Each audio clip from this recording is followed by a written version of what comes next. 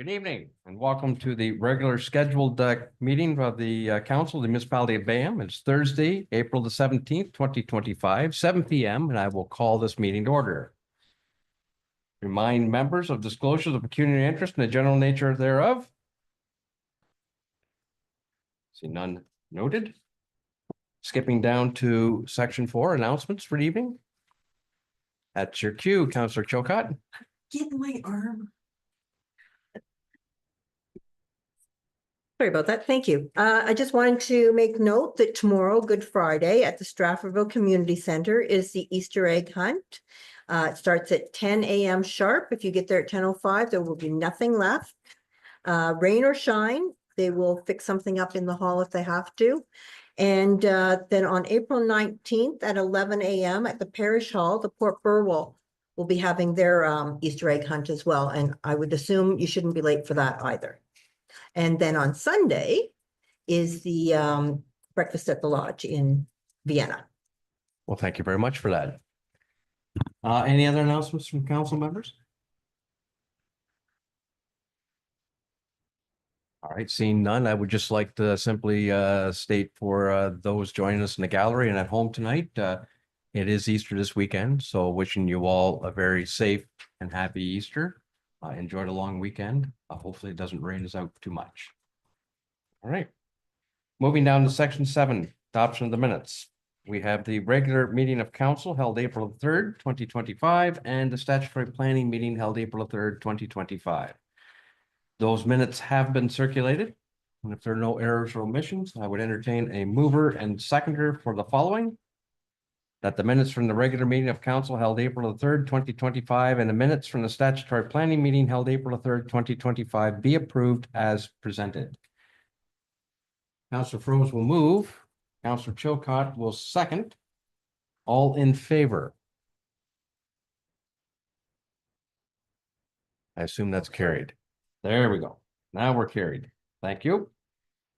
Skipping down to section 11, physical services and emergency services. 11.2 reports to council. We report PS 0425 by Ed Rollison, manager of capital projects, water, wastewater, regarding the 2025 roads surface treatment capital. The Elgin County RFT 2025-T13. Good evening, Ed. Good evening, Your Worship, members of council. The report for you this evening is bringing forward information on our annual tendering process for surface treatment. This was a tendering process that we were invited to once again from County of Elgin. So we thank county staff for that. This is an annual process where the county invites lower tier municipalities to take part in the tendering process so we can take advantages of some economies of scale.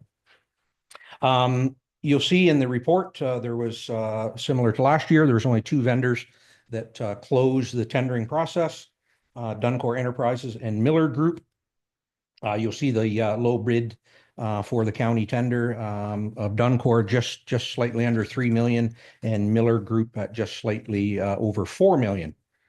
Of that total for Duncor of the low bid, 95,634 was the number for BAM. And just as a reminder to council, this is surface treatment works, a double and a single actually on sections of Elliott Road.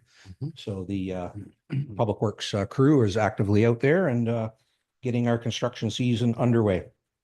Your Worship, just a comment, we have worked successfully for a number of years with Duncor Enterprises, and staff have no concerns with recommending that we move forward with them.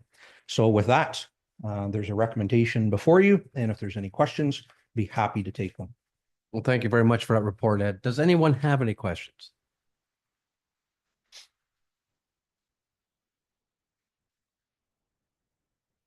I'll throw one at you, Ed. What's the expected timeline? When do you expect Duncor to be in our neighborhood to take care of that? Your Worship, it really depends. This is a relatively small job for them. Right. So we like to get partnered up with the scheduling with Malahide, who has quite a bit more work. So the first section, the bull probably will be done I'm going to suggest sometime in the summer months. Right. Yeah. I wish I could be more specific, but it's really dependent on Duncor's schedule. And if the other, if our neighbors, particularly Malahide, if we can all get the stars to line up and get Duncor here and keep them here. All right. Well, thank Yep. you very much for that. Seeing no further questions, we have a motion that reads a report PS 0425 regarding the 2025 roads surface treatment capital Elgin County RFT 2025-T13 be received for information. And that the council of the Corporation and Municipality of Bayham is supportive of proceeding with the bid provided by Duncor Enterprises, Inc. for $2,957,369.69 plus HST, of which $95,634 plus HST is Bayham's portion, and that a bylaw authorizing agreement between the municipality of Bayham and Duncor Enterprises, Inc. for surface treatment services be brought forward for council's consideration. Do we have a mover and seconder for that? Councillor Chilcott will move. Councillor Emerson will second. All in favor? That's carried. Thank you, Ed. Thank you. Item B, we have report FR 0325, excuse me, by Harry Baranek, Fire Chief, regarding the request for proposal RFP award, RFP 25-01, self-contained breathing apparatus replacement. Chief. Thank you, Your Worship, Council. If you recall, on March 20th, I was before council and requesting a single year procurement for SCBA equipment standing for self-containing breathing apparatus. Ours is due to be replaced as it has, the bottles themselves are aging out and the packs themselves are slowly breaking down. I currently have 3 packs that I cannot use because the cost is too much to replace them. As from your approval to go forward with the RFP that was set in motion. They all closed on April 9th at 4:30 p.m. And then the submissions were evaluated by myself and my chief training officer.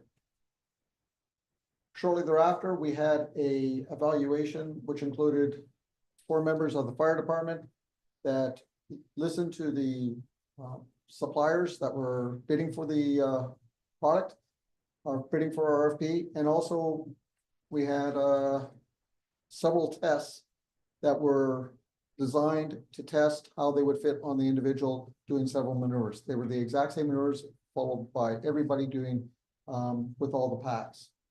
And from that, there was a criteria score, or there was a score, evaluation score given.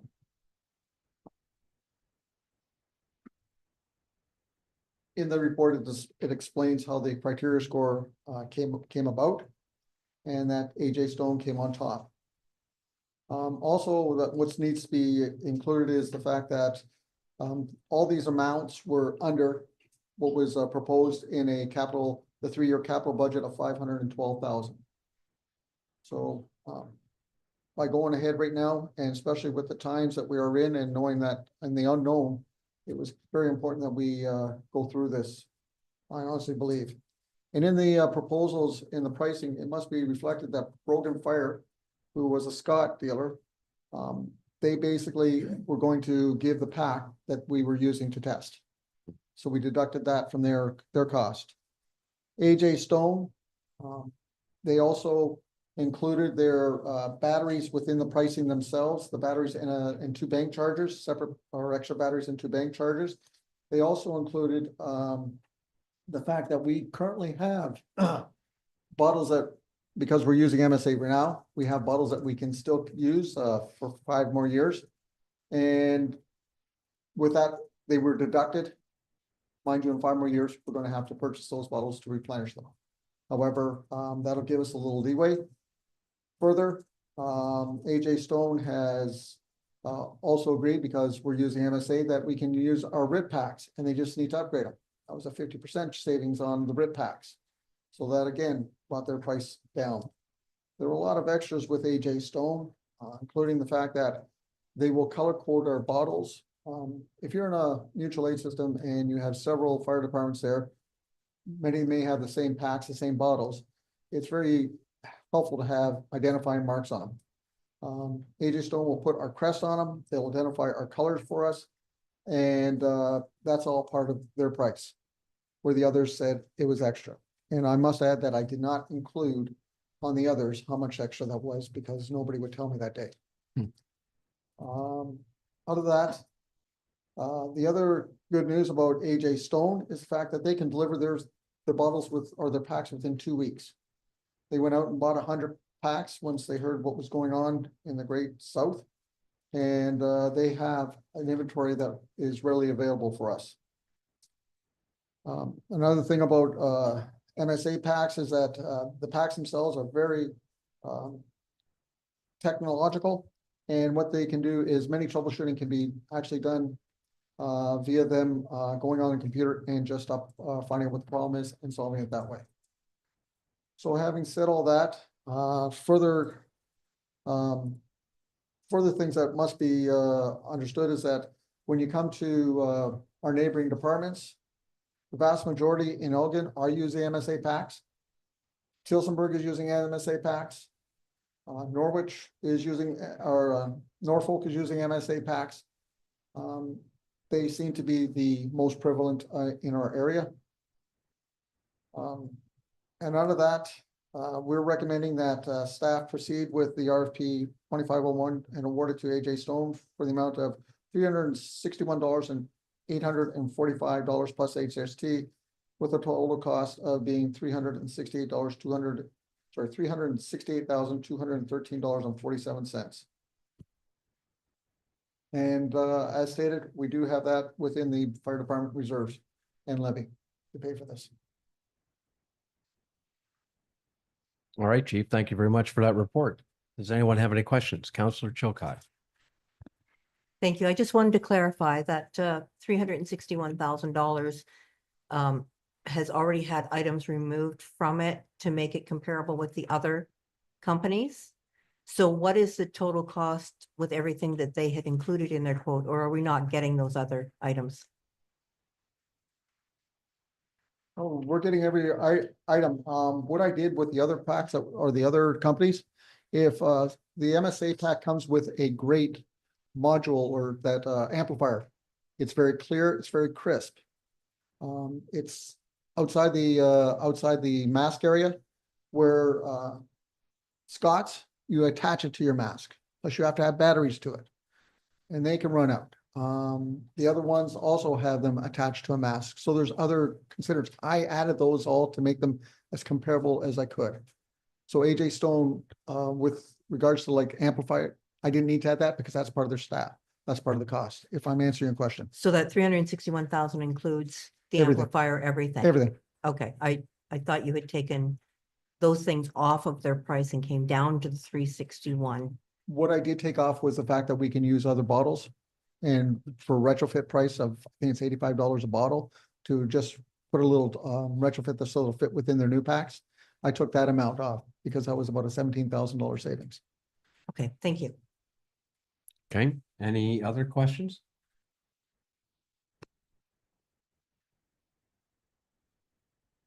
Chief, I note in your presentation that a lot of those neighboring services which we either have automatic aid or mutual aid with are using the MSA packs. I can understand the convenience, I guess you could say, of staying within that particular group.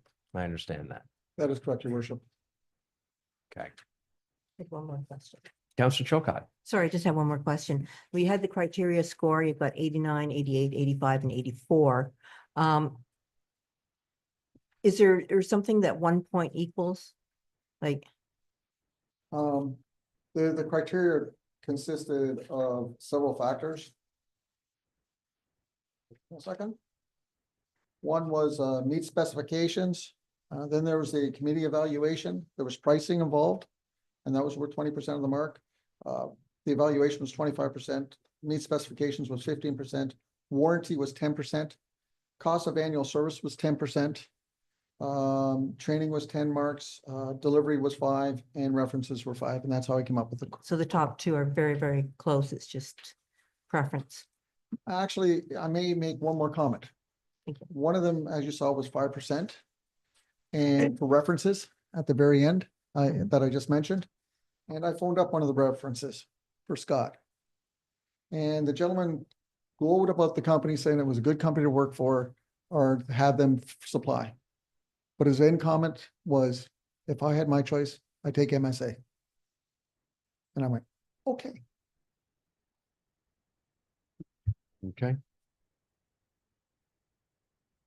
Anything further from council? Okay, Chief, thank you very much for that report. Worship, council. We have a motion that reads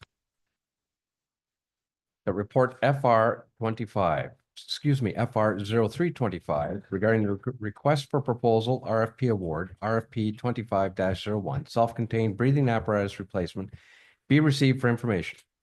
And that the staff be directed to purchase the self-contained breathing apparatus from AJ Stone Company in the amount of $361,845 plus HST. And that $158,213.47 from the fire reserve be used to complete the SCBA replacement acquisition through AJ Stone Company Limited. And that the appropriate authorizing bylaw be brought forward for council's consideration. We have a mover and seconder for that. Moved by Councillor Chilcott. Seconded by Councillor Emerson. All in favor? That's carried. Thank you. Moving on with section 12, Development Services, Sustainability and Conservation, 12.1 correspondence and 12.1.1 to receive for information, 3 items. Item A, notice of public meeting regarding proposed zoning bylaw amendment ZBA 0725 abandonment. Item B, notice of public meeting regarding proposed zoning bylaw amendment ZBA 0825 North Urban Homes Limited. And item C, notice of public meeting regarding proposed zoning bylaw amendment ZBA 1125 Beard. Does anyone have any questions? Seeing none, then I need a mover and seconder for the following, that the items 12.1.1A through C be received for information. Councillor Emerson and Councillor Froese. All in favor? That is carried. Thank you. 12.2, reports to council.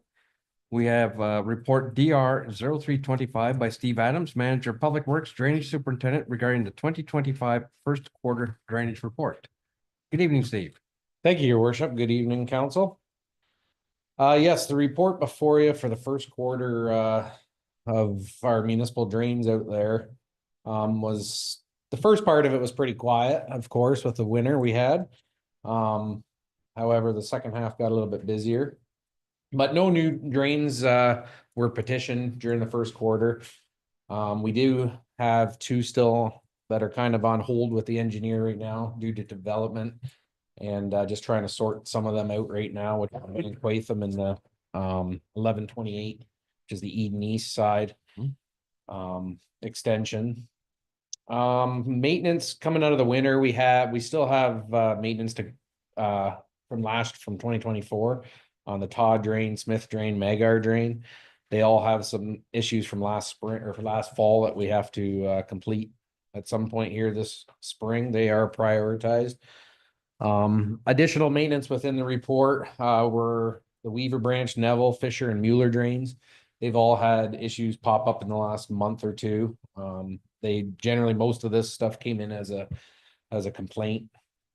So we've been on site, we've inspected, we've called the contractor. So we're slowly working, waiting for the water to get down in some of these drains so we can get them repaired. I did complete a few inspections on a few of all the drains we're doing maintenance on. They've all been properly inspected. So as we're fixing them, we did start an inspection program on paper that, you know, we've been on them. We're fixing everything while we're there. We seem to make a bigger list as we walk these drains. They are of age. So 3 other ones that were completed in the last couple of weeks were the Peters, Bartley, and the Weaver Branch. We had some pretty significant brushing completed on these drains. A lot of people had no idea what these drains were, and they're running through their bush. However, they're well aware of it now. Notices were sent out before we entered the properties. Everybody had a notice 2 weeks in advance, just to let them know we were gonna enter the property, we were gonna do the maintenance. So we've been working through them, working with the residents. Everyone's been really good to the contractor. It's just education is the biggest thing with them. I also implemented this year because of the confusion with people in drains. You'll start noticing that I am signing all the drains as we're these larger brushing jobs and repair jobs. There's a lot of stuff that's hidden. So we're trying to get a few signs out there just so people understand that they're actually municipal drain and over private drain. So other than that, if there's any questions about the maintenance completed within the report, or I'm here for any questions. Well, thank you very much for that report, Steve. And I do congratulate you on actually implementing some signage on some of the work going on, not only from a transparency point of view, but from an educational point of view. So thank you for that. Does anyone have any questions? It appears that the drainage file is still active and busy and keep you engaged for a bit. Yeah. Okay. Seeing no questions, then we have a motion that reads the report DR 0325 regarding the 2025 first quarter drainage report be received for information. You have a mover and seconder for that. Councillor Froese and Councillor Emerson. All in favor? That's carried. Item B, report DS 2025 by Scott Sutherland, Chief Building Official. Should that be 2025 or 0225? I don't recall Scott being here 20 times this year. It's part of the development services file, so it includes Okay, Mark's reports. My apologies. Chief Building Official regarding the 2025 first quarter billing report. Is that how Mark gets so many reports? Part of it. Good evening, Scott. Good evening, Mayor and Council. Tonight I have the 2025 Q1 building permit activity report. As you can see in the chart, both total number of permits and permit fees for Q1 were up from Q1 of 2024. As there was decrease in ICI permits, these increases are likely related to the increased dwelling unit permits. Of the total 8 dwelling unit permits, 3 of these were additional residential units. These units are becoming more common in Bayham recently and are coming in many different forms, including basement units, units in portions of accessory buildings or standalone accessory buildings. Overall, the start of the year is consistent with 2024, which was one of the Bayham's strongest building years to date. We are hopeful, but also unsure if this trend will continue. However, due to the unknowns associated with global trade tariffs and impacts to local economies. If anyone has any questions, I'm happy to answer them. Well, thank you very much for that report, Scott. Just to clarify again, the number of building permits for houses, is that 5 in total or is that 5 plus 3 ARUs? Yeah, 5 houses plus the 3 ARUs. Okay, thank you very much for that. Does anyone have any questions? It is encouraging, given the uncertain times that we are facing, that activity still seems to be, present in Bayham, and that to me, it's indicative that Bayham's a good place to grow. Okay. There are no questions? Then the motion would read that report DS 2025 regarding the first quarter building report be received for information. Councillor Emerson and Councillor Froese. All in favor? That's carried. Thank you. Item C, report DS 2125 by Marg Underhill, Planning Coordinator, Deputy Clerk, regarding rezoning application ZBA 0925 Agustin at 54239 Eden Line. Marg, please. Thank you, Your Worship, and through you to council, the report before you is for a rezoning application. The owner, Estefan Agustin, submitted a zoning amendment application to rezone his property at 54239 Eden Line for the purpose of allowing for the construction of an oversized accessory storage building. Purpose of the amendment: to rezone the property from Hamlet Residential to a site-specific Hamlet Residential, to permit the additional accessory building on the subject property for the storage of personal recreational vehicles and other personal belongings. Two sections to consider, section 9.5.1 to permit maximum accessory building height of 6.7 meters, whereas 4.5 meters is required. Section 9.7 to permit an accumulative maximum floor area for accessory buildings of 205 square meters, whereas 75 square meters is required, all in the Hamlet residential zone. The public meeting was held on April the 3rd, no signed-in attendees and no public submissions. Responding agencies include Southwestern Public Health, having no objection. Staff and planner concur the zoning amendment application meets the policies, recommend approval to change the zoning on the parcel from Hamlet Residential to site-specific Hamlet Residential HR 19 to permit an accessory building height of 6.7 meters, whereas 4.5 meters is required, and maximum floor area of 205 square meters, whereas 75 square meters is required. And the report is before you, and I'm here for questions. Thank you very much for that report, Mark. Does anyone have any questions or concerns?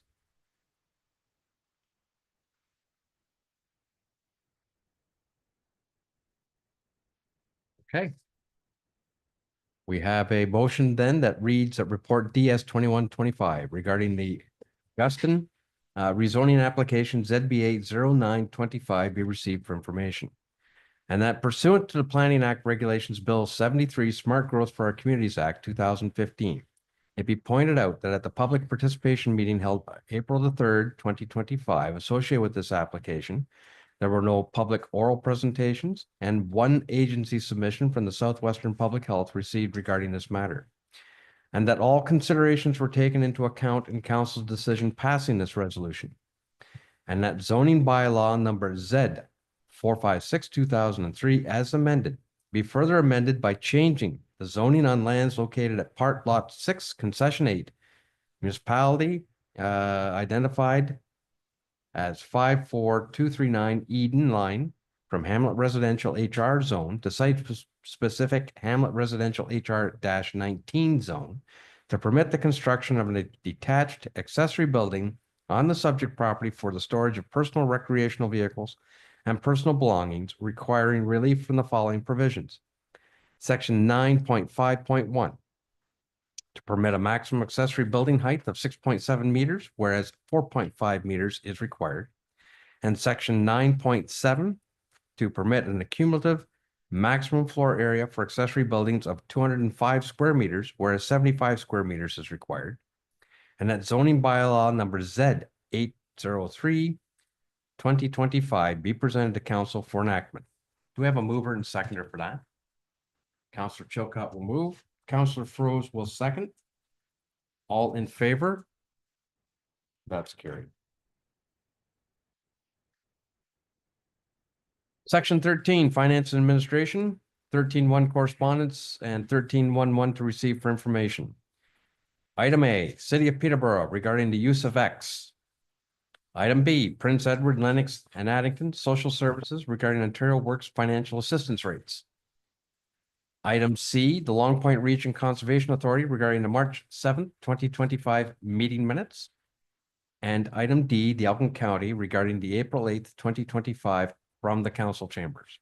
Does anyone have any questions, concerns, comments? Pretty quiet crowd tonight.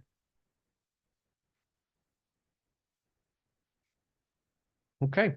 Then I need a mover and seconder for the following, that items 13.11A through D be received for information. Deputy Mayor Weisler will move.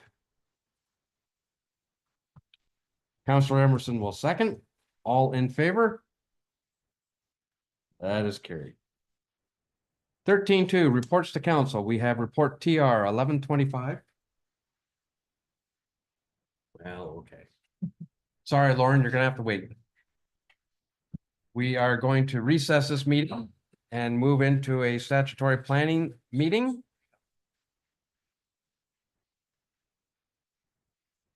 Provide tap dance to keep us entertained for that.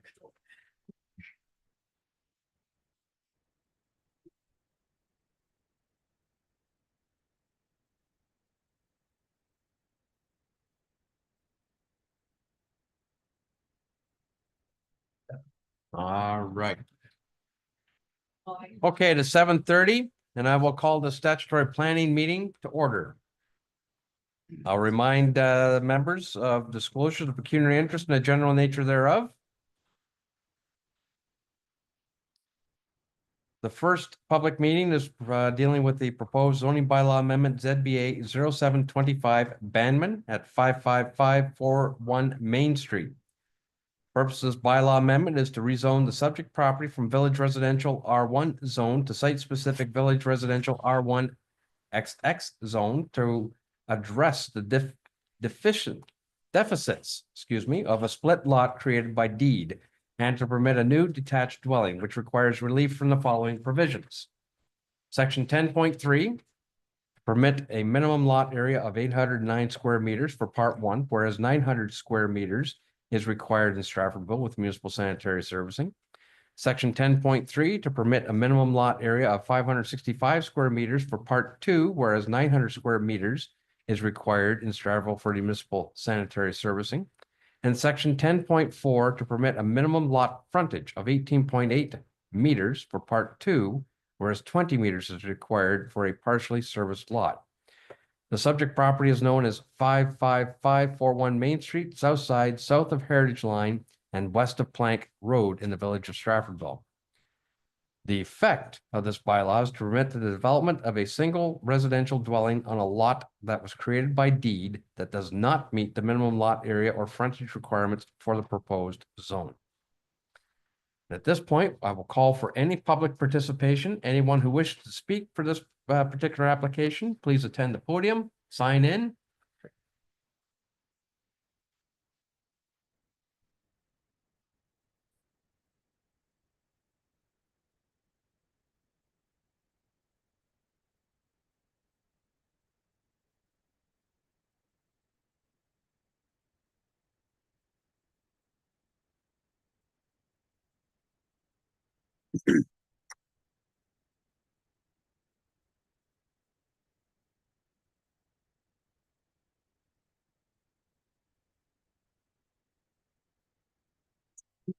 And how are you, Mr. Rowe? Okay, am I hooked up? You are Oh, my hooked up. goodness, thank you.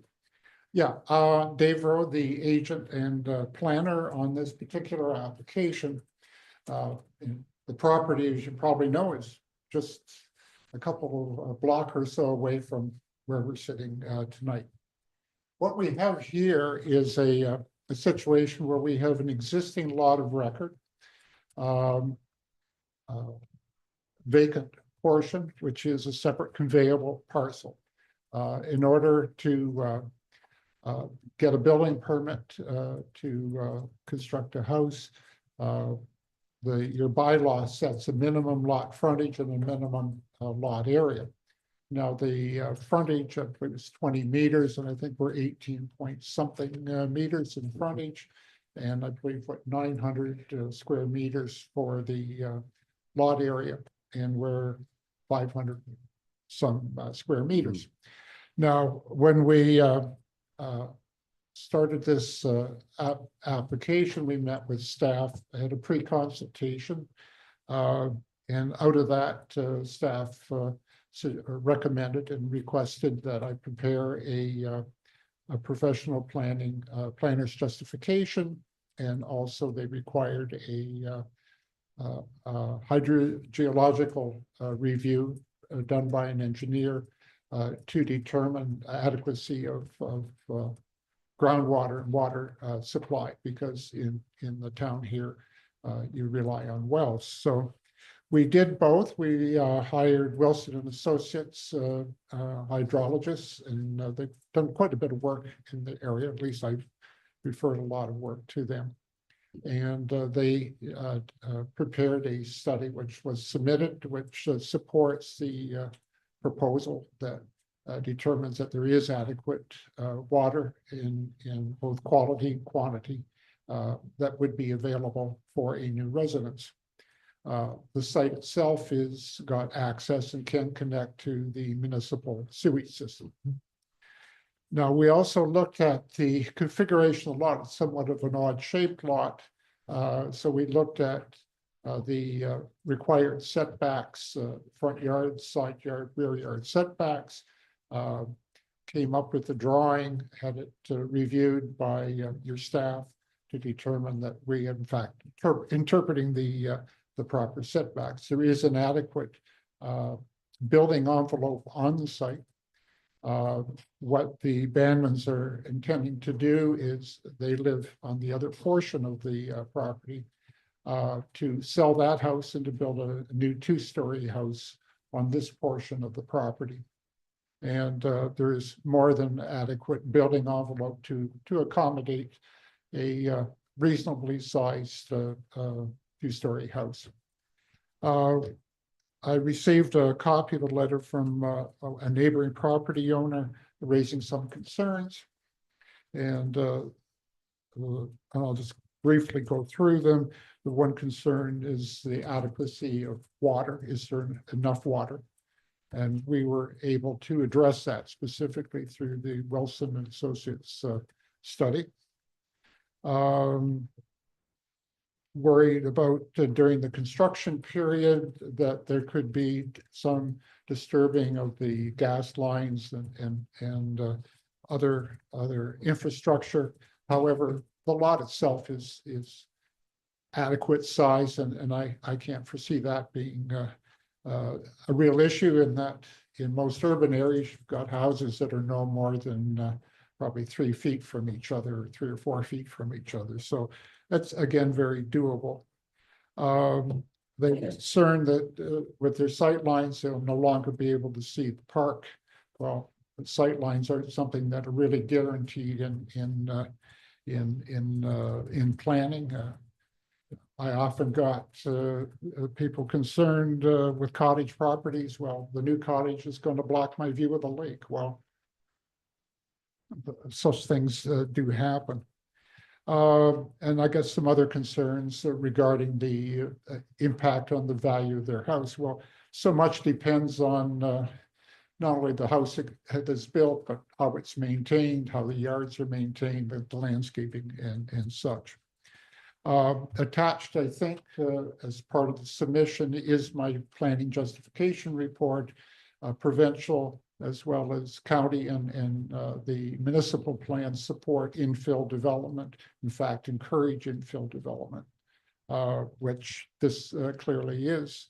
There is adequate water supply, and the lot of the building to be built will meet the requirements of your zoning bylaw. So based on that, as a professional planner, I see it as a very worthwhile project. Again, the idea of infilling within your existing urban communities is something that is being stressed both provincially and county, as well as your municipality. And the more that we can utilize existing services that are in the ground, that's kind of everybody benefits. And certainly being in this community, you've got municipal sewer, you've got access to recreational facilities in the park here, which tonight I was able to park because baseball hasn't started. I see this as something really positive. So if there's any questions, I'd be pleased to answer them. All right, thank you very much, David. I really appreciate that. Okay. Does anyone else from the public wish to make comment on this particular application?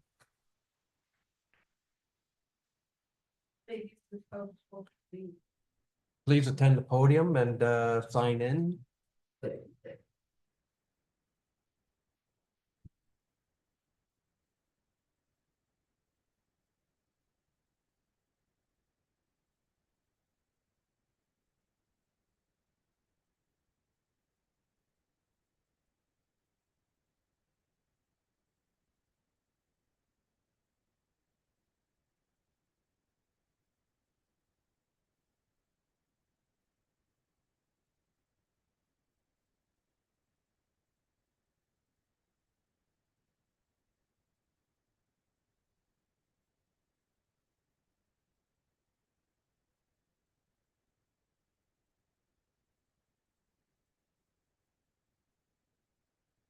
I'm just wondering, how big is this house supposed to be that's supposed to be on this property? I can't answer that. Can you, Mark? You know, perhaps David, how big is the proposed development to be? House? You say it's a 2-story, so it's gotta be fairly. Yeah, it will. I think we attached a plan with the building envelope. It has to maintain the side yard setbacks on both sides, and it has to maintain a rear yard, so my client can answer, but I'm assuming around 2,000 square feet, both stories. Okay. I'm just kind of wondering about house size. Yep. Am I- They can hear you. Yeah, speak into the mic, please. Okay, There you go. okay, because I'm just wondering, because I am from that area. Mhm. And I do have a concern on the water system. And the size that's going in there, but that sounds like it's gonna be a single dwelling. I take, it's not gonna be a duplex stuck in there. Okay, that's all I wanted to know. Thank you. All right, thank you for your comments. Anyone else wishing to participate on this application?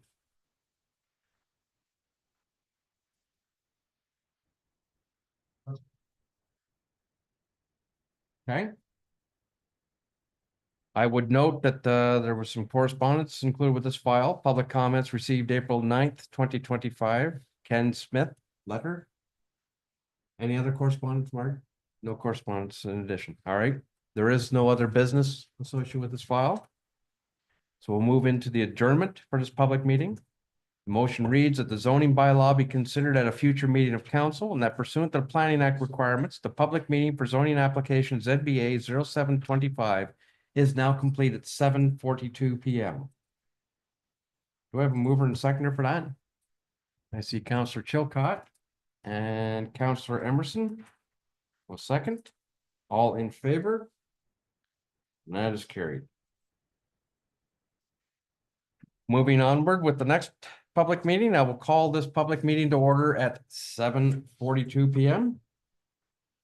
Remind members of disclosure of pecuniary interest and the general nature thereof. This public meeting is being held to deal with a proposed zoning bylaw amendment ZBA 0825 North Urban Homes Limited at 9405 Plank Road. The purpose of this bylaw amendment is to rezone the subject property from Central Business District C1-1 zone to a site-specific urban industrial M4-XX zone to permit the use of an existing building on the subject property for the warehousing and storage of home interior products, which requires relief from the following provisions. Section 23.4. To permit a minimum lot frontage of 20.1 meters, whereas 25.0 meters is required with no public water supply. Section 23.8. To permit a minimum side yard width of 1.9 meters abutting residential uses, whereas 7.5 meters is required. Section 23.8. To permit a minimum side yard width of 1.2 meters abutting Third Street, whereas 4.5 meters is required. And section 4.28.4 to permit a minimum buffer strip of 1.9 meters abutting residential uses, whereas 4.5 meters is required.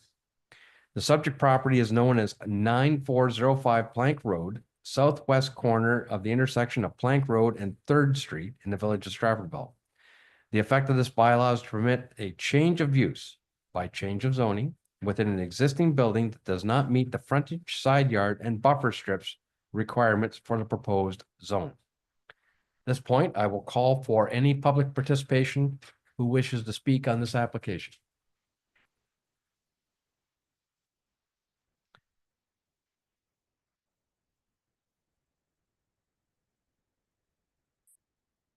Please sign in and I will.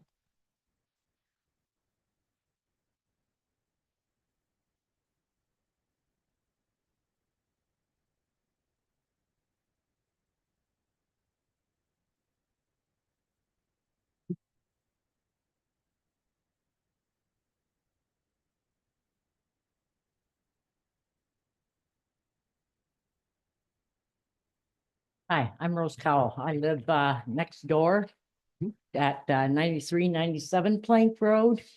The building has been sitting vacant since the Sportswood had sold it. I have dealt with the owner, Ezat, a few times, and he had been trying to sell the building, and I understand it is up for sale again. So my question is, why the zoning bylaw change if he is going to be selling the property and it is listed as industrial? Mhm. Can anybody confirm to me if it is industrial or commercial?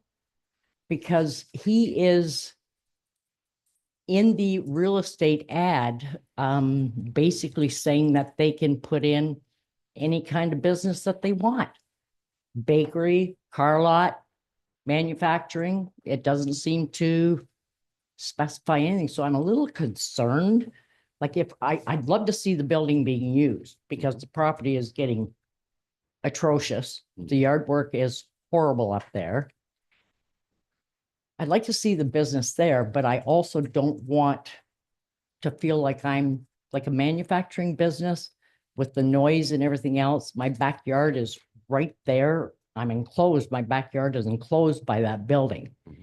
And I have 9 vents from that building that face my backyard. So I have concerns as to exactly what is going to be happening. And if he is just going to strictly use it for warehousing of countertops, vanities, because it's Max Stone Vanity X, the name that is out on the sign right at the present. So I'm just would like some answers as to industrial, commercial, and my concerns as to what is happening with this building going up for sale. Again, he's still the original owner from the Sportswood. I understand that, but he has been trying to sell it several times, and I'm uneasy with him, to be honest with you. Thank you So- for that. Thank you for that. I would assume, Mark, that in your report that's coming, it will identify those restricted uses for urban industrial? Okay. Sure, if you're comfortable.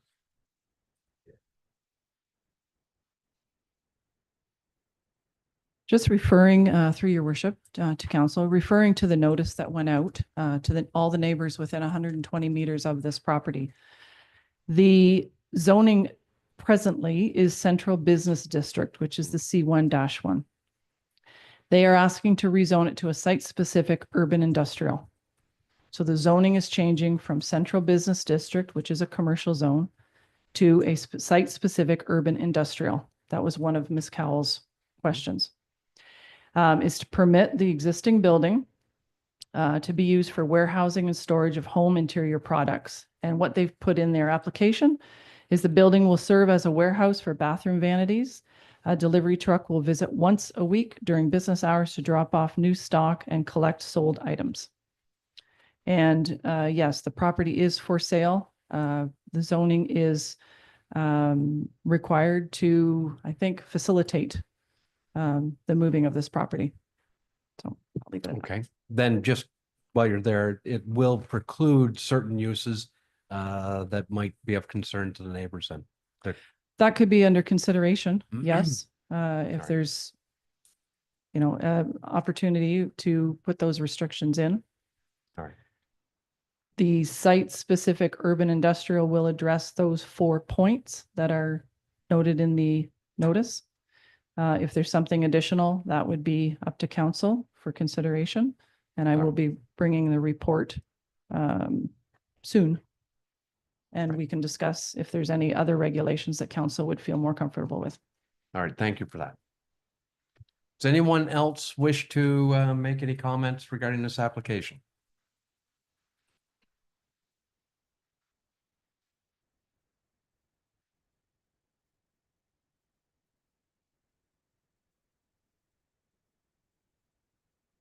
All right, I would note that there's correspondence then from Michael Sereni an email dated April the 9th, 2025, which will be accompanying the report coming forward. I don't believe there's any other correspondence. I don't see any other business. Which brings us to the adjournment motion that the zoning bylaw be considered at a future meeting of council and that pursuant to the Planning Act requirements, the public meeting for zoning application ZBA 0825 is now complete at 7:50 PM. Do I have a mover and seconder for that? Deputy Mayor Weisler, Councillor Chilcott will second. All in favor? That is carried. Which brings us then to the third application, and I will call this public meeting to order at 7:50, not 7:30. Remind members of the disclosure of community interest and the general nature thereof. This application deals with zoning bylaw amendment ZBA 1125 Beard at 55197 Green Line.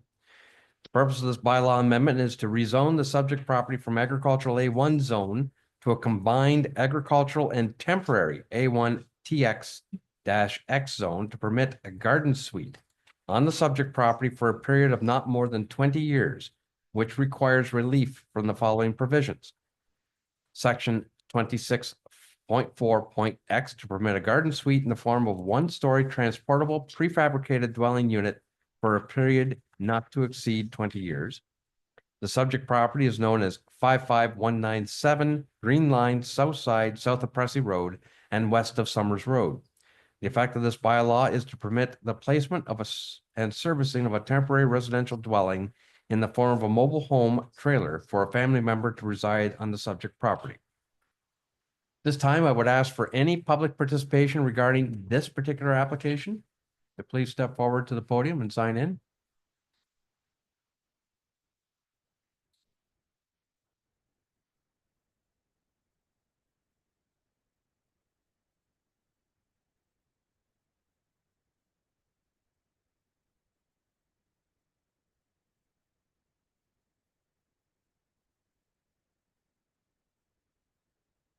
Seeing none, I would note that there isn't any correspondence with this file or other business, which brings us to the adjournment motion, which the zoning bylaw be considered at a future meeting of council. And that pursuant to the Planning Act requirements, the planning meeting for zoning application ZBA 1125 is now complete at 7:52 PM. Do I have a mover and seconder, please? Councillor Chilcott, Councillor Emerson. All in favor? That is carried.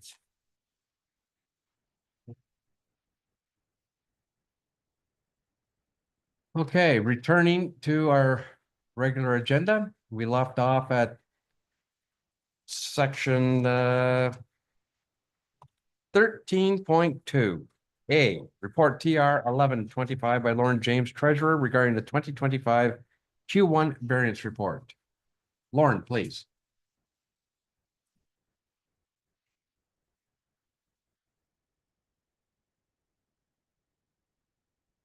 Good evening, your worship, members of council. Before you is our 2025 Q1 report. It outlines the operational aspects of the first 3 months, as well as the capital, as well as our short-term investment strategy with our investments coming up in the previous month that have matured. If council has any questions regarding the report or thoughts on some of the investment strategy in the report, I would gladly take them. Thank you for that brief report, Lauren. Brevity is good. Does anyone have any questions for Lauren? Councillor Chilcott. Thank you. Lauren, so both of these options there, you can cash them, or all three of them, you can cash them anytime? Is there Option- penalties? Option 1, leaving the cash in the operating account. It's used basically as a current account, but it draws as high as interest as we currently get. Council is aware that yesterday the Bank of Canada did not cut interest rates. I don't know what my crystal ball is on the next meeting. I think a lot of it is dependent on world environment, trade, tariff, potential post-election if we reopen USMCA with United States. and how that looks from a investment and deflation or inflationary view. So the operating account investment is most ideal right now, based on the yield curve. Option 2 would not allow us out to the Councillor Chilcott. It would not allow us. If we did go with option 2, we'd have to get with one where it has, cashable after 30 days, 90 days kind of term. But it also come with a lesser yield. Just so council is aware, the reason why we're getting a higher yield in the operating account is because our operating account is exceeding $5 million in cash on hand. That's the only reason why the yield is better than an investment. Right. Any other questions? Comments?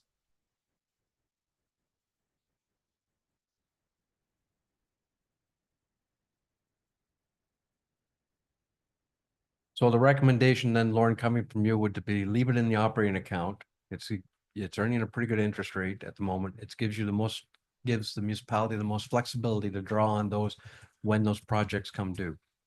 Yeah, honestly, your worship and council, I think the best option would be leave it in our operating. As council's heard tonight, we have an upcoming SCBA expenditure coming out in a few weeks. We have different capital, so what I would suggest to council is pass the report tonight, leave in the operating. And then if council wants a follow-up report between now and the next operating, if yield curve changes or something changes with the environment between Canada and US trade that justifies something coming back, I would gladly write how does this look in BAM's financial viewpoint, midpoint between now and the end of Q2 if council wants that. So if they want to, have more timely information to make decisions, we could do that. This might be one of those years where we're getting a bit more than once every quarter if things are fluid. Right now, it's really fluid in the financial environment for a lot of things in our country. Okay, Lauren, thank you very much for that offer, and I think it's a good one. Always be cognizant of what's going on in the marketplace around us, considering the volatility that we currently are experiencing. And should something arise that you think the council needs to act on, please don't sit on it. Bring it to us. I was prepared to change the outlook of this report depending on how the Bank of Canada's tone was yesterday. They kept rates neutral. They were bearish, not dovish. The dollar, our Canadian dollar, is actually appreciated in the last few days. We look like we potentially could have some tariff relief related to other countries. But again, that could hinge on how the US administration perceives us in the next 24 to 48 hours, or how the outcome is post the federal election, and how quickly the US, Mexico, and Canada, re-engage in the USMCA trade agreement. So a lot of this is very fluid. It's kind of a fluid thing for the department heads on a weekly basis, especially on procurement, on a lot of discussions. And I imagine many of our BAM businesses and our residents, see this fluidity in their day-to-day. So, if we want to see something more frequent than every quarter or as stuff happens, I'd gladly come back with the reports as needed. All right, well, thank you for that, Lauren. Yep. Okay, any other comments, questions, concerns? All right, Thomas, you've got something. Thank you. Mr. Mayor, I'll float this one for yourself and the treasurer just to make sure the verbiage is correct. That report TR 1125 re 2025 Q1 variance report be received for information, and that council directs that the current cash on hand remain in the operating account, currently generating 3.29% per annum in interest, and that staff report back to council with an investment update to accompany the Q2 variance report, or sooner if staff believe the circumstances justify earlier consideration. Okay.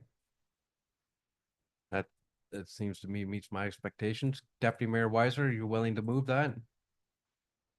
Okay. We have a seconder. Councilor Emerson, all in favor? That is carried. Thank you, you, Lauren. Worship and Council. Happy Easter. Thank you. The Easter egg hunt at your place? Only if the worship's gonna be in the bunny suit. That could be arranged. Item B, report CL 0, we have a public meeting, don't we? Oh, boy. Okay, we're going to recess from our regular agenda and get into a court revision. It is Thursday, April the 27th, 2025, 8 p.m., and I will call this meeting to order. I'll remind the court members of any disclosure of pecuniary interest in the general nature thereof. And this evening, we are dealing with the Bartley Drain Notice Court of Revision. And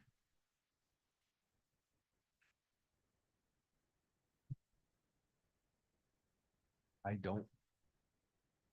going to let Mr. Adams give us the purpose for this evening's meeting. I don't happen to find the public notice. Please, Steve. Perfect. Thank you. So yes, the purpose of this meeting regarding Bartley Drain reassessment. This is a quarter revision. Quarter revision is to address the assessments, to allow the public to submit written correspondence in regards to the assessment on the reassessment with the Bartley Drain, and also if public would like to come up to the podium after the report, then we can allow that to happen. However, just a brief background. This quarter revision started with the Bartley Drain, and March 20th, the second reading of the bylaw 2025-21 was read. Staff proceeded after with notice March 24th for this quarter revision. The report in front of you was filed February 26th. If you remember, March 20th, we considered the report. There was also no written or verbal comments for the consideration. So tonight's quarter revision, it's to discuss the aspects relating to the assessment, not the design and technical aspects. And the court cannot refer back to the engineer for modifications. The total cost of the project must remain the same. If the course reduces an assessment, the court has to reallocate the shortfall among the assessed properties. And if the court is considering adding assessment to one or more property owners, they must be in attendance. If the property owner is not in attendance, the court has to be adjourned, and staff would send notice for a later date. To date, we have no written requests, no submissions. However, our municipal engineer is online. I can let him take over the report and a brief discussion of the assessment. It was a fairly big one. They've narrowed it up, and they've created a lot easier document for everybody, and a fair document for billing out here in the future. So I'll let John take it from here. Okay, thank you for that, Steve, and welcome, John. Well, thank you. Thank you. As Steve said, your worship, tonight's the quarter revision of the Bartley Drain. As we discussed last time, there were several reports on this that were, covering various sections of the drain, but there's been so many land severances in the area that none of the costs, if Steve did any maintenance work on it, would be fair. So we've taken the whole drain and prepared a new assessment schedule. And we've charged people benefit if the drain is on their property, and outlet if they have a land area going to it, in accordance with the Drainage Act. I'd be happy to answer any detailed questions, but that's a brief overview. All right, thank you very much for that, John. Does anyone have any questions?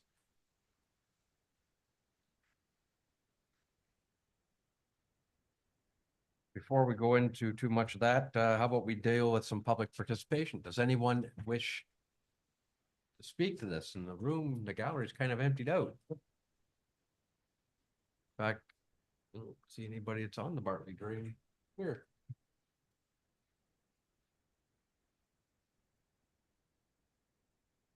Okay. Then let's deal with the disposition. That report DR 0425 regarding the Bartley Drain reassessment quarter revision be received for information, and that the quarter revision acknowledges that no appeals have been received with respect to the Bartley Drain assessment outlined in engineer's report number 224135, and that Engineers report number 224135 dated February 20th, 2025 for the Bartley Drain reassessments be adopted as presented. And that corresponding bylaw number 2025-021 be presented to council for a third and final reading. We have a mover and seconder for that. Councillor Emerson will move. Deputy Mayor Weisler will second. All in favor? That is carried. Thank you. So let's move to the adjournment motion that the Court of Revision for the Bartley Drain be adjourned at 8:05 PM. Mover and seconder, Councillor Emerson, seconded by Councillor Froese. All in favor? That's carried. Thank you. We do, and you were not going to get through your report that quick, are we? How be we recess now until 8:15, where we will have a drainage public meeting.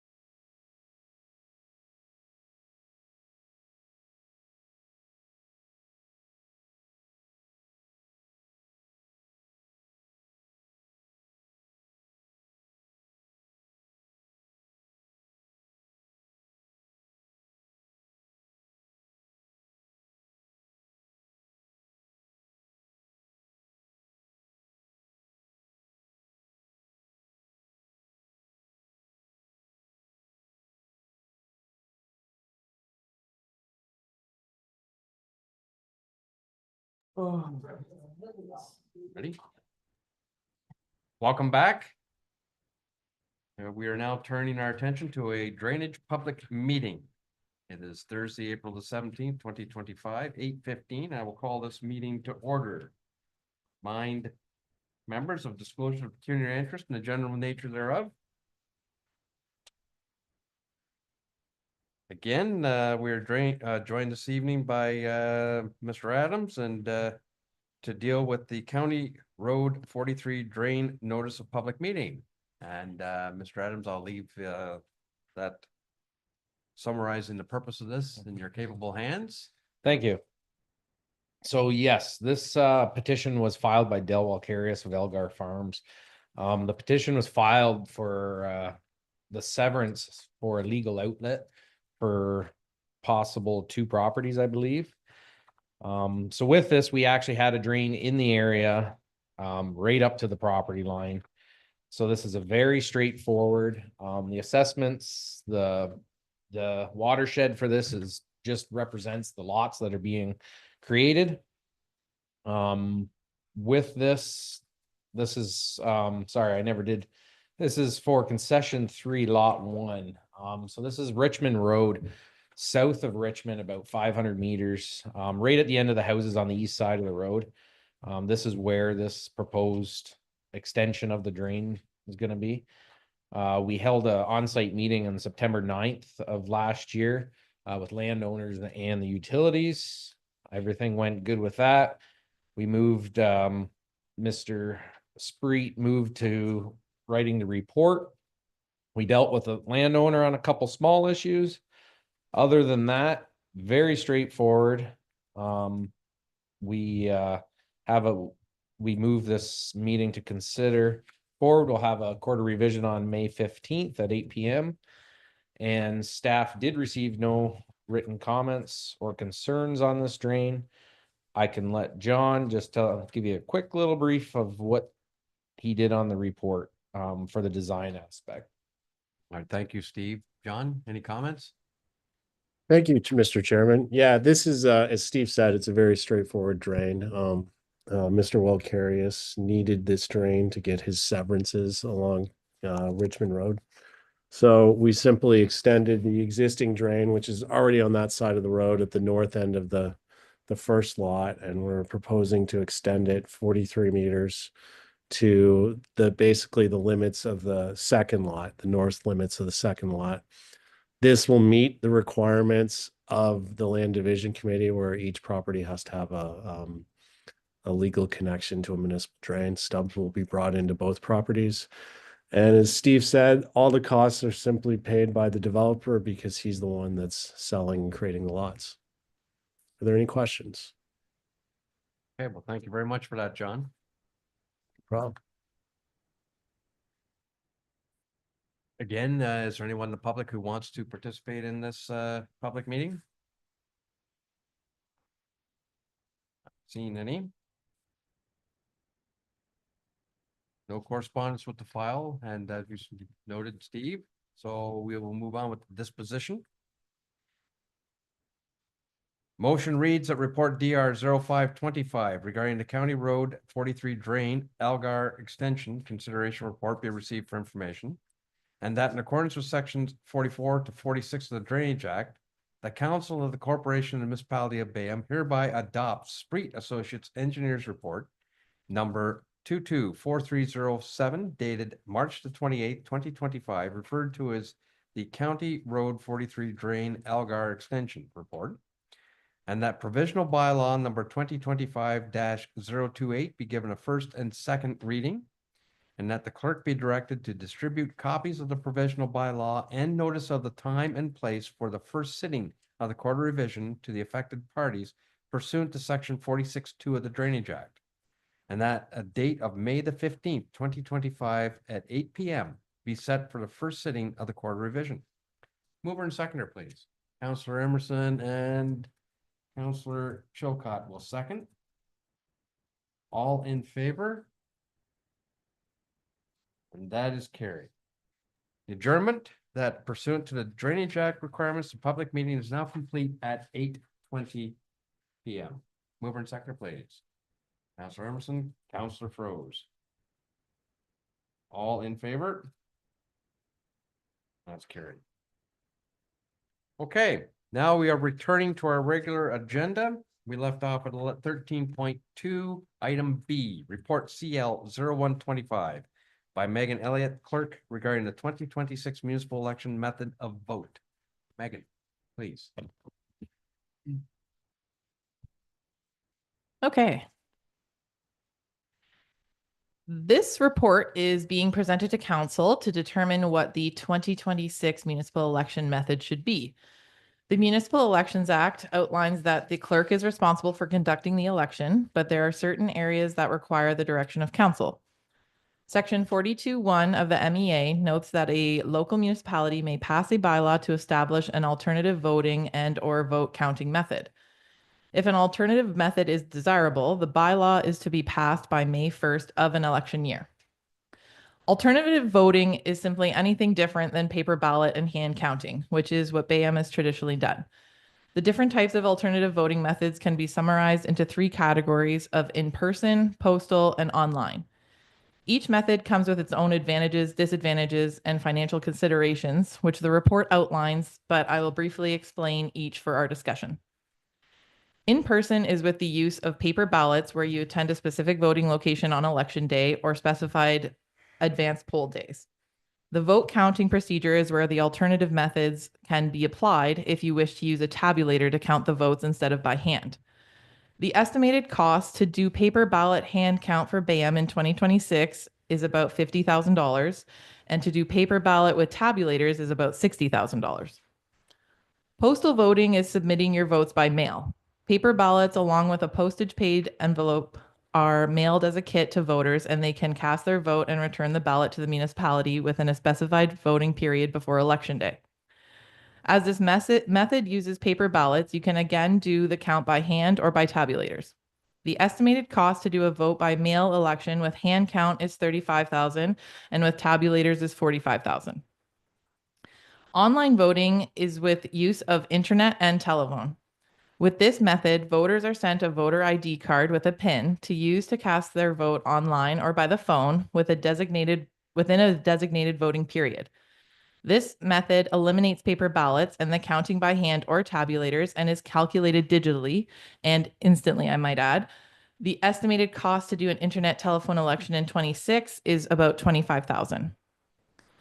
Council may also consider the idea of a hybrid election, which mixes methods of any of the ones listed above, but staff don't recommend this as it would require almost the full costs and efforts of each, essentially being a double election in one. As the clerk, my recommendation for the 26 election is to be by internet and telephone. The cost benefit speaks for itself, and the accessibility for voters increases substantially since you have a voting period instead of designated days and can vote at any time of the day from your home, work, abroad, etc.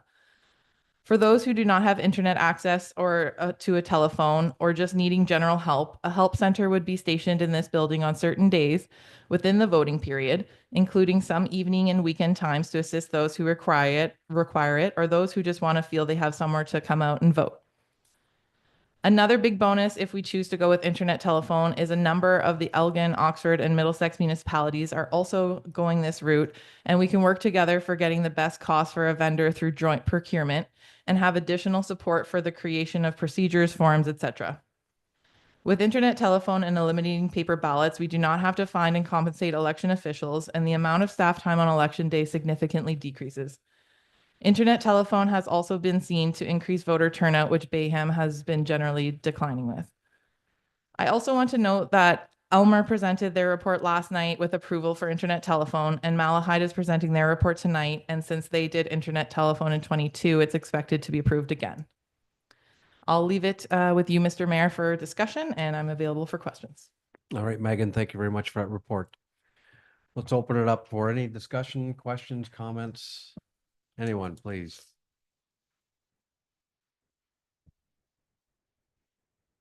Councilor Chilcott. Thank you. You said that Malahide did theirs in 2022.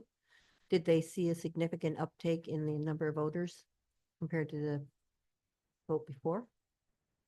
I don't have that with me at the moment. Okay. I can speak to the fact that in 2018, the municipality that I worked for was a similar rural municipality, lakefront farming community. And 2018 was the first year that they did internet telephone, and the voter increased by 16%.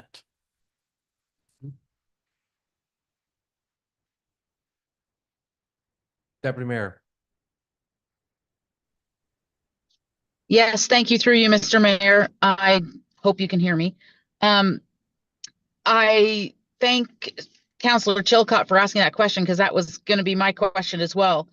But I also am very keen on seeing some increase in voter turnout. I would be supportive of giving this a try, but I do really like the part of the report that indicates there would be stations set up for those people that historically like to go out and vote.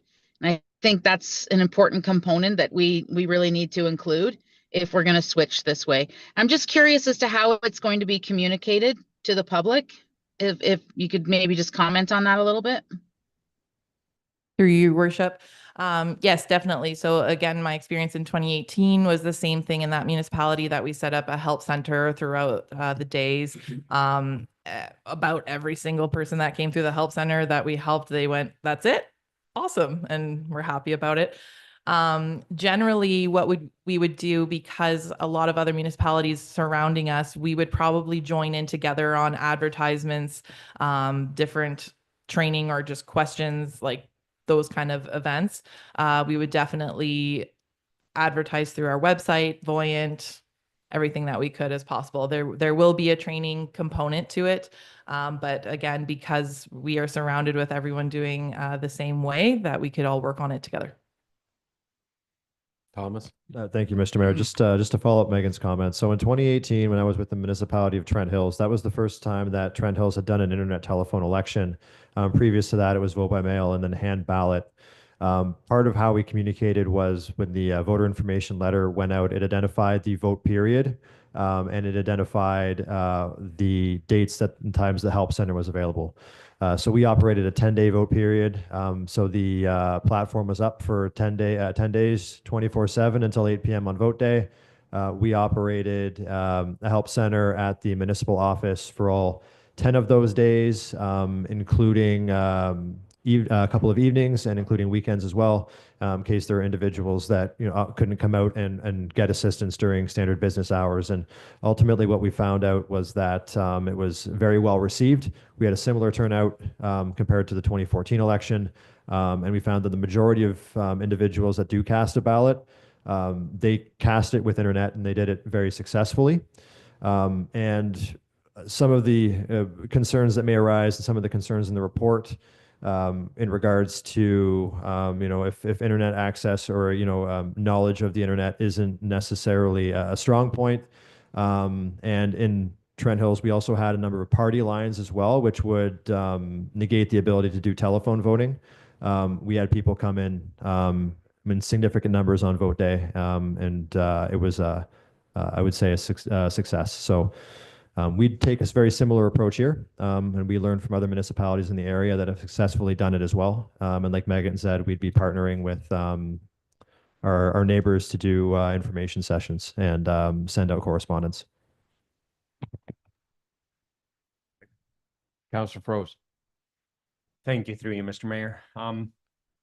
My concern would be a language barrier. There's quite a large demographic of people who might find it challenging to use a computer due to language or a telephone, speak English maybe. I know the centers would be open, and that's the way to address that, I'm assuming. So I can handle that to some degree. I'll let Megan jump in too. But for that, yes, help centers would be available. We'd also be looking at reaching out to our neighbors who also have similar demographics as well, and how they have handled that as well. In respect to the low German speaking population, there may also be the possibility of reaching out to the radio station in Elmer and seeing if they'd be willing to help us get the message out about how to vote and what we're doing to address any language concerns. Councillor Emerson. So Malahide was exclusively phone last year, or whatever municipality you said? Malahide did do internet and telephone in 2022. All right, but no polling stations. They just did a hard switch. I can't speak to what they did in 2018. Maybe you have more information, Megan? Through you, Your Worship, I believe it was a similar setup as what we're describing here, that they have like what we call the help center. So I also just want to confirm with council and the public that when we say we have the help center and a place for somebody to come to us, you are still then casting your vote through the internet or telephone on a device that we're providing for you. So there is no paper ballots with it. So I can't confirm 100% with Mile High, but generally that is the process when municipalities are switching their methods.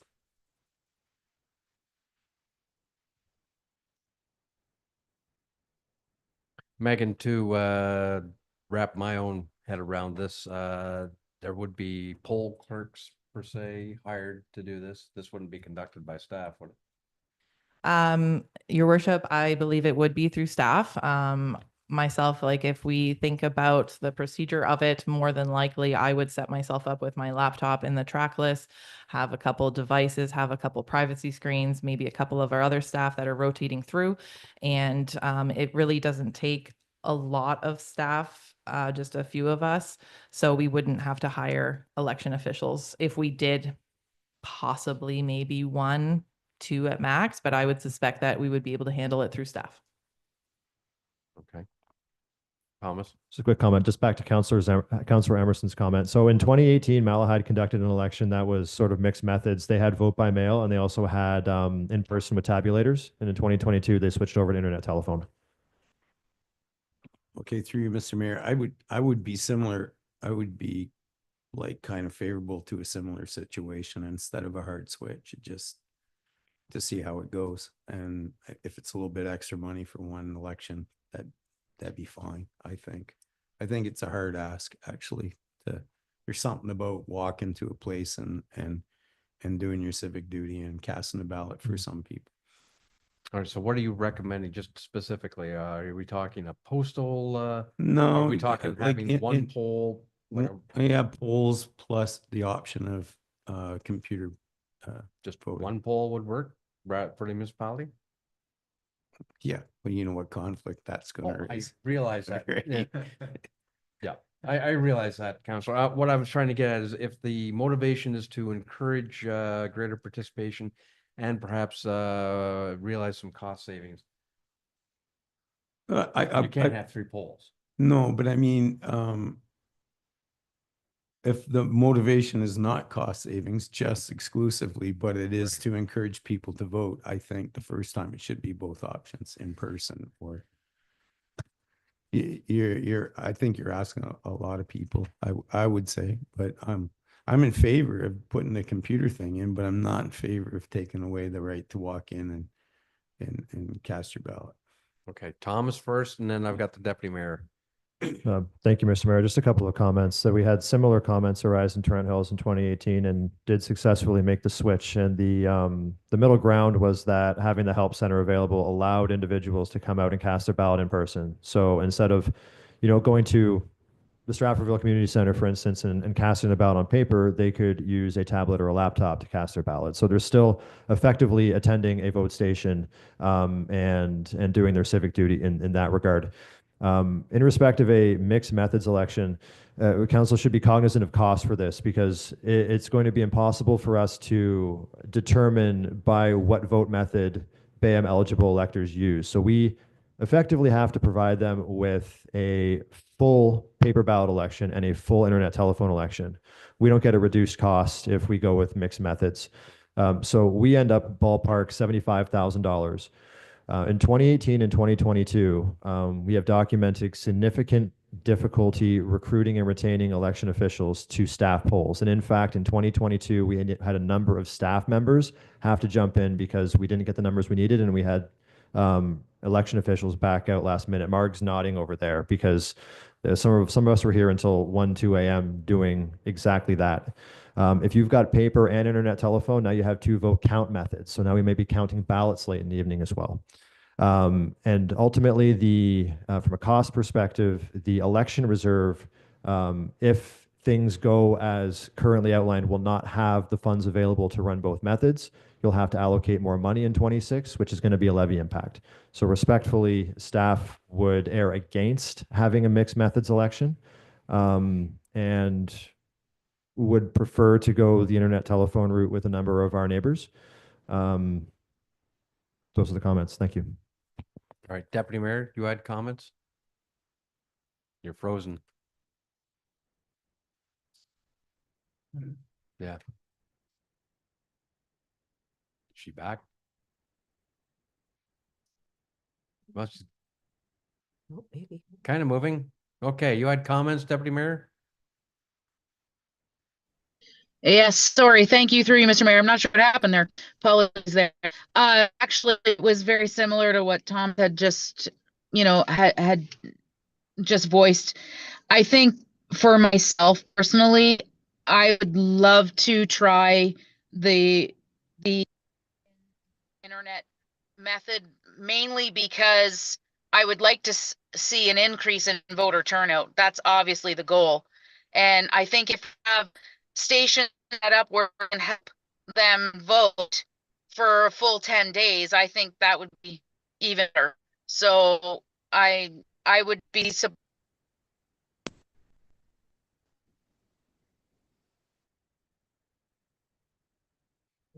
We got most of that comment anyway. Yeah. Just to throw in my two thoughts, I'm interested in, again, increasing the number of participants, to come to the ballot. I think that's always a good thing. I do have some concerns about the integrity of the system. All you need is a PIN number. Right? And a birthday. You need a PIN number and a birth date. But are you the one that's just going to be casting that ballot? Through you, your worship. So the vendors that are out there for these systems, they have a lot of different security things in place. We also utilize either our own IT and external IT to do audits, to do those kind of testings. Your voter ID card, your PIN that is given to you, is for you only. If you were to vote under somebody else's PIN, that is an offense that you would be charged for. So with that, even in a previous story, I can't remember exactly where it was, but there was an example of people were having a get together to all vote together from the same place. So they were all using the same computer, but they were signing in with their own individual pins one by one, and they were doing it fine. But that even got flagged, because it got flagged for them to check out what's going on here, because there was 20 votes cast from the same IP address. So there is a lot of systems in place to look out for that, but ultimately it does fall back onto the voter that these are the terms that you need to stick with, and it's an offense to vote under somebody else. Well, I appreciate that. I certainly do. I just wanted to make sure that everyone understands. When you walk in the and cast a ballot, written ballot, you're carrying a piece of paper and your ID, and you're given a ballot. If you're sitting behind a screen doing this, you could be the head of the family, so to speak, doing all the voting. Or, you know what I'm trying to get at? I know exactly what you're getting. All right, I'm just concerned. That's the only concern I have with it. And I understand we have to rely on the integrity of individuals, that they're going to follow the rules. But that it's up to council to decide what methodology they wish to adopt. And I do have another question before I go to you, Thomas. How many eligible voters do we have in Bayham now? This data is based on 5,500 eligible electors. 5,500, and currently we had 24% show up. So would you have 1,600 votes in 22? Just shy of 1,500. Okay. So I agree, the participation was really low. We can bump it up, it'd be great, but not like the city of Toronto. So, whatever. Now you had additional comments, Thomas. Yes, Mr. Mayor, just kind of the other side of the comments that you're making about the potential for I guess, abuse of other people's information to cast a ballot. If with traditional ballot hand count, what you could also have are individuals that walk into a polling station and they may not have identification with them, but as long as they sign an affidavit saying that they are an eligible elector and reside in the municipality or own land in the municipality, they can cast a ballot. Now, if they're falsifying that information as well, that's very similar. And again, that is considered an offense. Generally speaking, internet telephone is now has been taken up by about 50% of municipalities across Ontario. And since 2006 to now, that's a significant increase. So it's widely considered that the risks of uptake are significantly outweighed by the accessibility benefits and the efficiencies that are being generated and the improvements in the technology over time.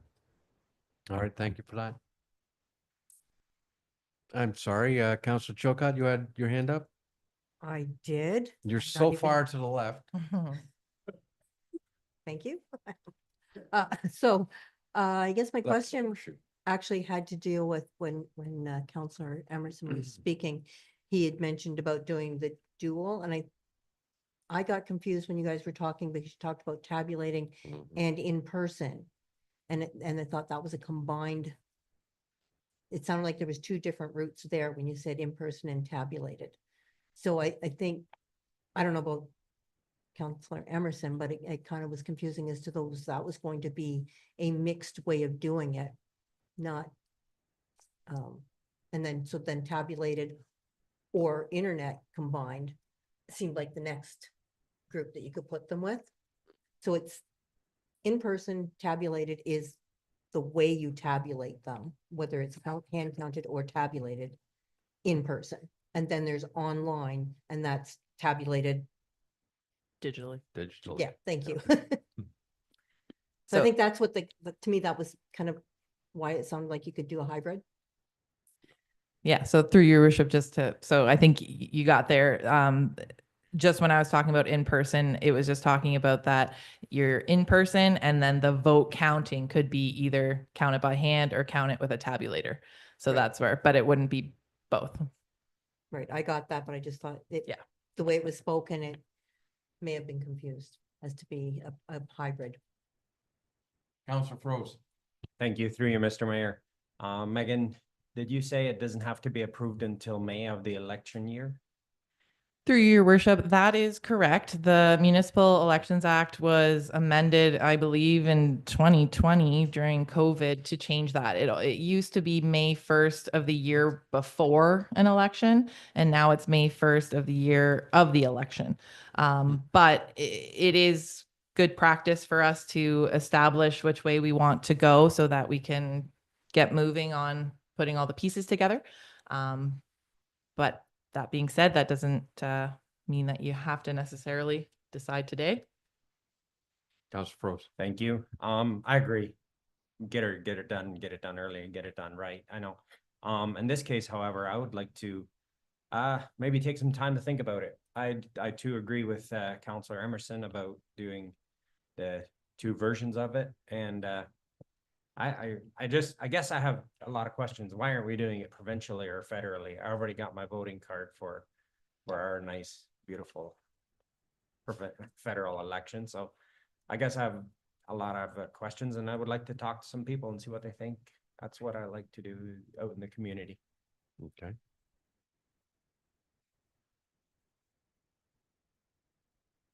And through your worship, the only thing I just want to really hit home on is the idea of the help center. You can call it even as well a physical station.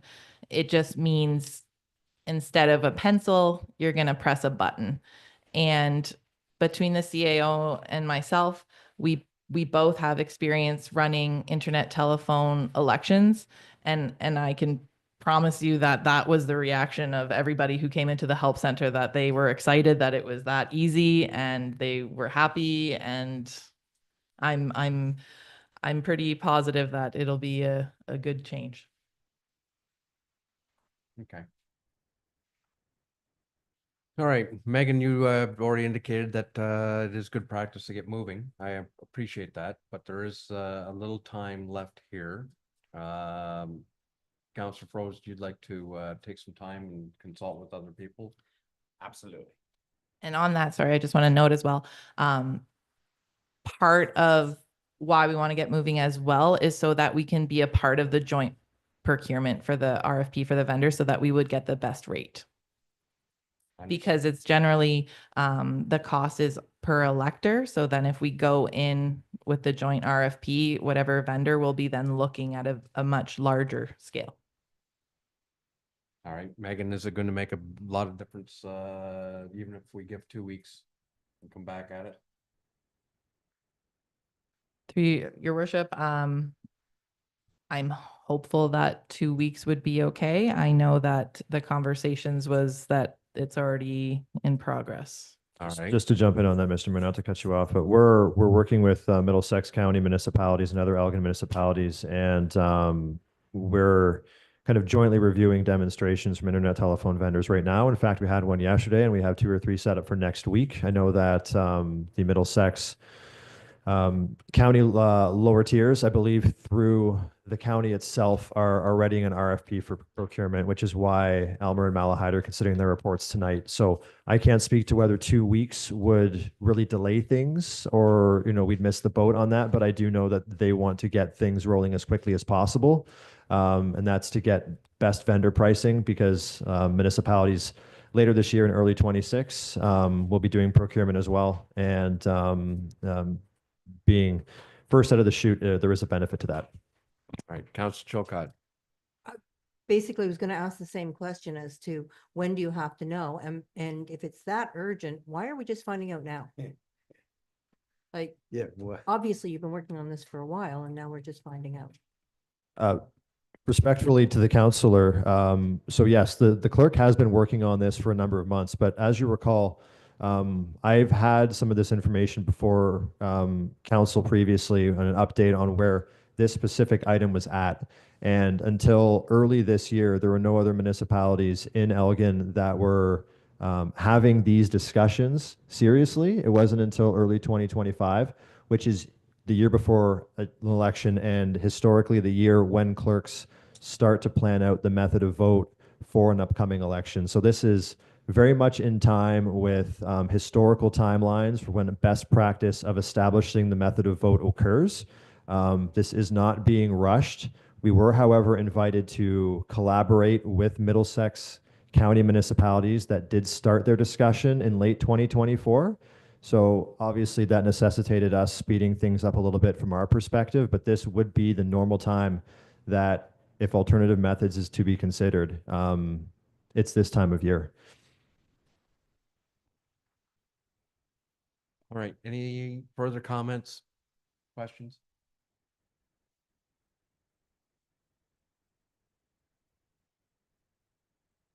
Okay, council, we can either deal with a motion that's on the or proposed here. Nothing's on the floor yet, Mike, but we can deal with a draft motion that's here unless someone has something else they'd rather put forward. Councilor Froese. I'd like to see it tabled. Thank you, through you, Mr. Mayor, Okay, or put it whatever on- the proper deferred. Yeah, sorry. So, or brought back, you can even table it, but as long as you bring it back soon.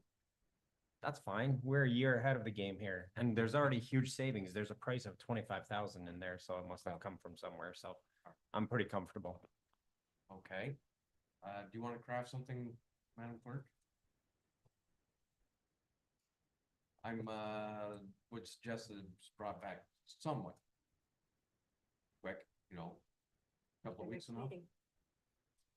Thomas? Just a quick update. I think 2 weeks will suffice. I wouldn't want to go any further than that. I just got an update from Malahide that their committee of the whole approved internet telephone, and they will have formal bylaw at the next council meeting, but they will be then moving forward with Middlesex and Elgin based on tonight's meeting.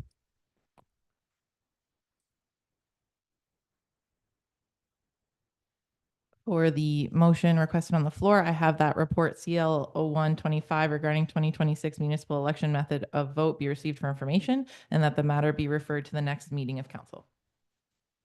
That suffice, Councilor Froese? So you'll move that? Do we have a seconder for that particular motion? Counselor Chilcott? All in favor?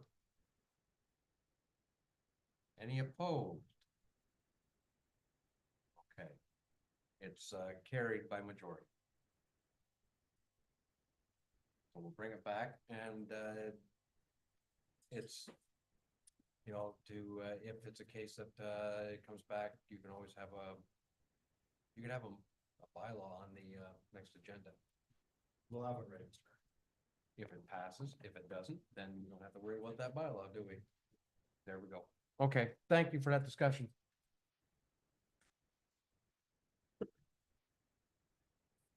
Which coincidentally brings us to the bylaw, section 14. We have a number of them. Bylaw number 2025-021, being a bylaw, a provisional bylaw to provide for drainage works in the municipality of Bayham in the county of Elgin, known as the Bartley Drain. Bylaw number 2025-028, being a provisional bylaw to provide for drainage works in the municipality of Bayham in the county of Elgin, known as County Road 43 Drain. Bylaw number 2025-029, being a bylaw to authorize the execution of agreement between the corporation and municipality of Bayham and Duncorp Enterprises, Inc. for surface treatment applications. Bylaw number 2025-030, being a bylaw to authorize the procurement of self-contained breathing apparatus from AJ Stone Company Limited. Bylaw number 2025-031, being a bylaw to amend bylaw number 2024-050, being a bylaw to appoint municipal officers and employees for the municipality of Bayham. Bylaw number Z803, 2025, being a bylaw to amend bylaw number Z456, 2003, as amended. Augustine. Any questions on the bylaws from anyone? Councilor Emerson. Can we vote E separate, please? Okay. You move to separate E? Yeah. All right.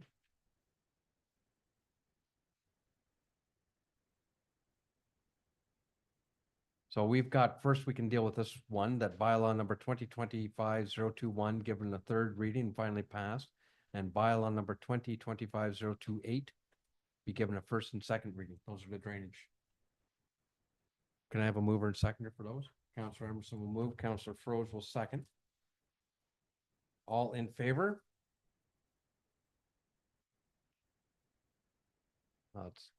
The hand went up. That's carried. Okay. This one. So move that bylaw numbers 2025-029, 2025-030, Z803, 2025 be read a first and second time and finally passed. Moved by Councilor Emerson. Seconded by Deputy Mayor Weisler. All in favor? Okay, which brings us to bylaw number 2025-031. Any questions or concerns about that one? Councilor Emerson. To you, Mr. Mayor. I just, and item B, I thought we were, I don't understand the wording. The wording is troublesome to me because we were hiring someone to enforce bylaws and beach and everything, and I don't know why property standards is in his description unless that's his title, like his own personal title. So it seems like it's above what we authorized in the council meeting. Any comments? Rebuttals?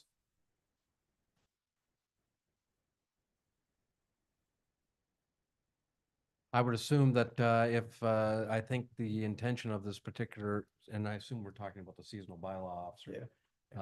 They're primarily stationed out of Port Burwell to deal with the pilot program and parking issues in Port Burwell. And I would assume if there are any other issues within Port Burwell. I guess that's your assumption through you, Mr. Mayor, that's what the but intention was. when we talked about this and approved the pilot project for the bylaw, we did not approve or mention or talk about him being involved in property standards. Yep. Okay. Okay, anybody have any comment on that? Additional? Or shall we just put it on the floor and see where it goes? Counselor Chilcott. I do have a question now that Counselor Anderson has brought it up. When we went through hiring this temporary bylaw officer, we were going to try and put all the costs towards the paid parking. So how do we do that if we include the property standards? That to be partitioned out, for sure. Yes, but how? Okay. The treasurer's not in the room, unfortunately, but I would assume that these things would be coded to a particular job. Their time. If that's the way to put it. Okay. I'm For example. fine with him doing as much as he possibly can. I don't want somebody wandering around doing nothing. But I also want it costed to the correct accounts. Correct. So my understanding is that anything dealing with the paid parking pilot on the beach is coded to the paid parking program. Anything from a parking perspective within the village would be coded to bylaw separately. And I would assume anything from a perspective or a property standards would be coded to the bylaw budget. So the paid parking is under the tourism budget, and that's where it will be accounted for. Yeah. Go ahead. Counselor Dan. Froze first. I too have a concern with that. It feels like something's trying to be snuck in there. It's not what we had talked about earlier and when we approved this whole project. Thomas, please. Thank you, Mr. Mayor. The likelihood that the seasonal bylaw officer deals with the property standards matter is relatively low. Again, the priority is parking and beach enforcement. However, as Councillor Chilcott's identified, and rightfully so, that this individual is positioned in Port Burwell. And we tend to have an increase in number of complaints, generally speaking, for bylaw enforcement in the summertime. So if we have an individual appointed as a property standards officer and we have minor complaints regarding property standards or lot maintenance that they can deal with on a first visit basis, then that allows the bylaw officer to then focus on other matters. Simply covering our bases here, we have a seasonal position until mid-September, and again, it would be minimal workload towards property standards, but it does give us that extra bit of capacity should we have a surge in complaints in the summer. I understand that. That sounds logical, but I don't want to be picking pepper out of fly poop. But that is not what we discussed in council meetings when we approved the bylaw or the beach thing. So I actually a little bit insulted that this is going above what council agreed to. And Thomas. Thank you, Mr. Mayor. To that comment, council approved a seasonal bylaw enforcement officer. Bylaw enforcement in other jurisdictions can include a number of things, including property standards and provincial offenses. So we are again covering our bases when it comes to that appointment because bylaw officers do deal with property standards. So this isn't over and above. It is another component of the job. And as mentioned, it will be one that is a lower priority relative to parking enforcement and general customer service when it comes to the beach.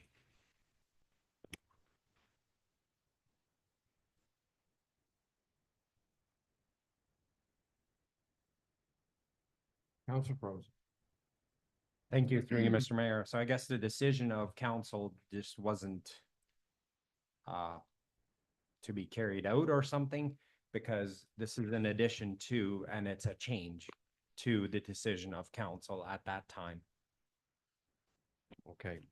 Thomas. Mr. Mayor, I would disagree with the councillor's comment on this one. It is not a change in the direction. As noted, bylaw officers deal with municipal bylaws. They deal with property standards under the Building Code Act, and they deal with a variety of provincial offenses legislation as well.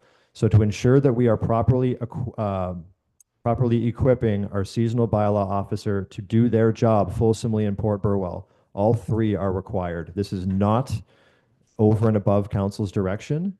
This is standard appointment to a bylaw position. Anyone else?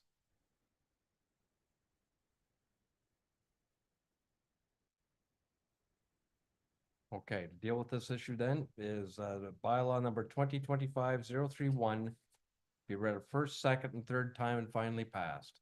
I need a mover and seconder. Moved by Counselor Chilcott. Second by Deputy Mayor Weisler. All in favor? Okay. Opposed? Mayor's going to vote in favor. Carried. We have no unfinished business. We have no other business. We have the confirmation bylaw number 2025-032, being a bylaw to confirm all actions of council. Need a mover and seconder for the following, that the confirming bylaw number 2025-032 be read a first, second, and third time and finally passed. Through you, Mr. Mayor. I don't think we passed the Augustin one. Yes, we did. Did we? Yes, we did. Okay, sorry. I The, apologize. that was, For the previous two bylaws. yes, it was. 29 and 30. Yeah, we just, we got 29 and 30 and the zoning one at the bottom. And then we broke out 31. Yeah, so the two provision or the two drainage Okay, were I done apologize. first. Yep, no problem. No Just problem. but making thank you. sure. I'm just- Yep. So a mover and seconder for the confirming bylaw, Counselor Chilcott. Counselor Froze, all in favor? That's carried. Adjournment motion that council meeting be adjourned at 9:01 PM. I need Counselor Froze will move. Counselor Chilcott will second. All in favor? Okay, that's carried. Thank you. We are adjourned and happy Easter, everyone.